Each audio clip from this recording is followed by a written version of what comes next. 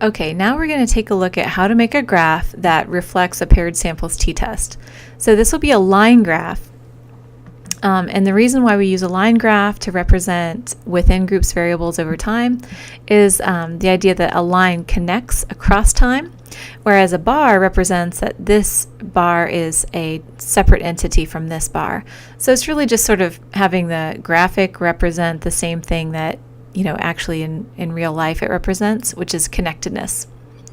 So I went to Chart Builder under Graphs, and I'm going to choose Line Graph this time. And when I choose the line graph, then the element properties pop up as they have done when we've done previous tutorials. So here I'm going to go to Display Error Bars, and I would like to see the confidence intervals at 95%. That will show me sort of that parameter estimate, and will also show me kind of how widely the scores vary. So I'm going to choose Apply, and then I'm going to close this out. With my pre and post GRE scores, which is the example that we used in the paired samples t-test, each participant has two separate scores.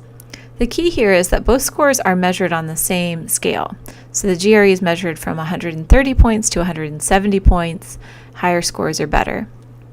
So because they're on the same scale, what I'm going to do to show SPSS that I want them both lumped together is I have to grab both of them and put them each into the y-axis. So here I've put GRE pre. Now I'm putting GRE post also on the y-axis, and I can tell that I've done it because it adds the little red arrow, and then it's going to ask me if that's really what I want to do, and if I want the labels to be this way. So I'm going to say yes, that's exactly what I want you to do. All right, and now I can see kind of an estimate of what this is going to look like, and that looks pretty good to me. So I'll go ahead and hit OK.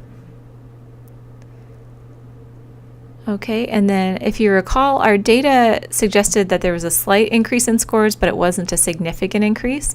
And so this graph actually represents that as well, that we see, especially if you look at the confidence intervals across these, they overlap quite a bit. So a lot of chance possibilities represent that these probably are very similar scores.